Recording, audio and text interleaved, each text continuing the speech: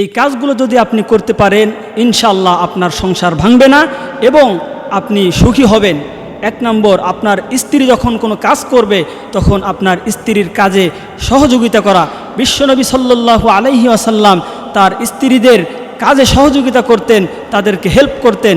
এজন্য আপনি যদি আপনার স্ত্রীকে সহযোগিতা করেন তাহলে আপনার সংসার টিকে থাকবে এবং আপনি সুখী হতে পারেন। 2 নম্বর হচ্ছে, আপনি আপনার স্ত্রীর কথাগুলো গুরুত্ব দিয়ে শুনবেন।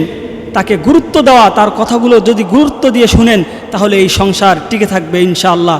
3 নম্বর হচ্ছে, মাঝে মধ্যে আপনার স্ত্রীকে নিয়ে ঘুরতে যাবেন। 4 নম্বর, আপনার স্ত্রীকে মাঝে মধ্যে সারপ্রাইজ দিবেন। যদি এই কাজগুলো করতে পারেন, মানুষের সামনে আপনার স্ত্রীকে অপমান করবেন না, তাকে প্রাধান্য দিবেন। এই কাজগুলো যদি করতে পারেন তাহলে আপনার সংসার টিকে থাকবে ইনশাআল্লাহ। আপনার সংসারে বরকত হবে, আল্লাহ পাক রব্বুল আলামিন আপনার উপরে খুশি হবেন। তাই আসুন স্ত্রীদের প্রতি আমরা সদয় হই, তাদের কাজে সহযোগিতা করি, তাদেরকে গুরুত্ব দেই, তাদেরকে স্নেহ করি, ভালোবাসি। এটা আমাদের দায়িত্ব এবং কর্তব্য।